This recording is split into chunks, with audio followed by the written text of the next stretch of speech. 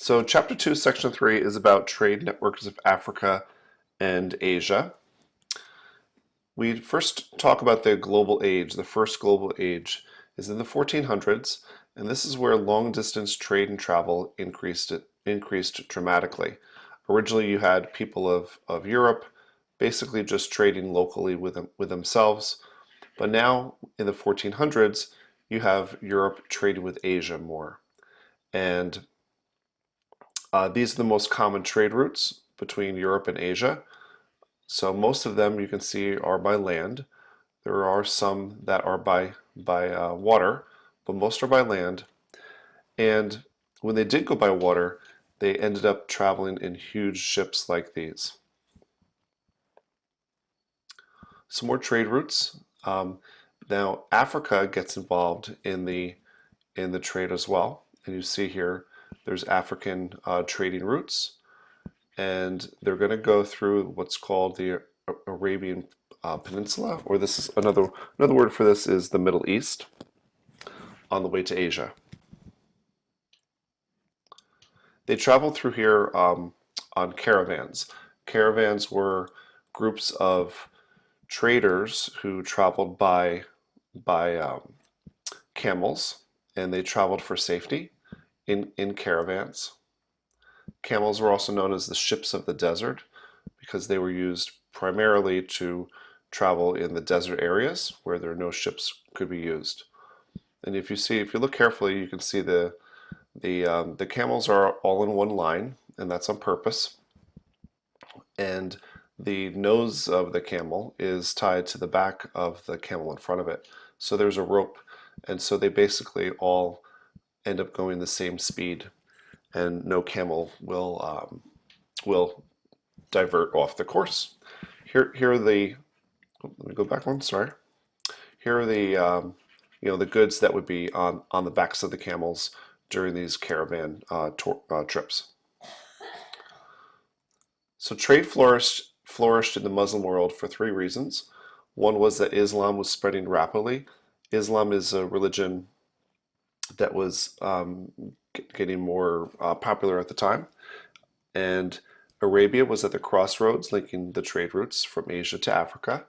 And a third reason why trade flourished in the Muslim world was because part of the Muslim religion is that you have to travel to Mecca at least one time in your life to pray. So because of that, they had to travel, and as they traveled, they traded. You can see here Islam, which started in this area here, ends up spreading throughout the world. Today, Islam is much of Africa is Muslim, and the Middle East is also Muslim too. The majority of people who live there. Here's another map where this is Arabia. This here is called Saudi Arabia, and it's considered a major crossroad because to go from Africa to Asia, which is here's Asia, here's Africa, this is Europe. To go from Africa to Asia, you end up going through the Middle East or through Arabia. So it links the two worlds. It links Africa, we call them worlds, but it links Africa to Asia. More trade routes that you can see. Mecca is the place where Muslims would have to go once in their lifetime to pray. In Western Africa, you see this map here? This is the western part of Africa. In Western Africa, there were two great African kingdoms that came up between 1200 and 1400. And Mali is one of them, and the other is Shanghai. We really don't know too much about one called Ghana, but there was one that was called Ghana. But Mali is the one with the green stripes, and then Shanghai is this yellowish mustard color. Mansa Musa, he was a man who was the ruler of Mali, and in 1323 he made a pilgrimage to Mecca. Remember, Mecca is in the Middle East, and because he was Muslim, and as he traveled, the stories of his wealth reached people in Europe. He was an extremely wealthy person. Some people say that he would be wealthier than even the richest people today.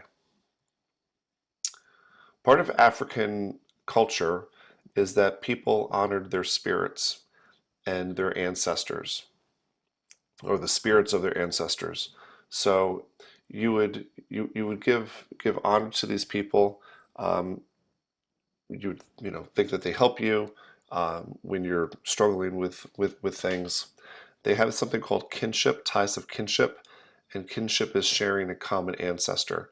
So a lot of families in Africa, in African villages, can trace their roots to a common ancestor. Now, going to Asia now, there was in China, the Chinese rulers allowed trade, but they were very suspicious of outsiders, so they really didn't promote trade a lot. But in 1402, there was a young emperor, and he had a huge fleet built, and this man here was Zheng He. Zheng He was in charge of commanding the fleet. The fleet had more than 300 ships, had 28,000 sailors, and Zheng He traveled all through here on multiple voyages, not just one. There's all sorts of voyages that this is China here. So they started here and they went throughout this whole area and they went to Mecca and they brought back all sorts of exotic goods and animals. But Zheng He died in 1435. So when he died, China decided to stop the overseas trade. And so what historians ask, if Zheng He hadn't died, could he have traveled to America? You know, Christopher Columbus was the first European to come to America, and that was in 1492. You know, could Zheng He or the people who, you know, worked after him, you know, followed him, could they have traveled to America instead? You know, in instead of Columbus, his fleet and ships were much larger, and they would have been able to make the voyage. So it's kind of something interesting that historians talk about. That if he hadn't died, you know, could he have gone to America? But we'll never know. So that's it for chapter 2, section 3. It's a short section. Again, it's on Africa and Asian trading networks.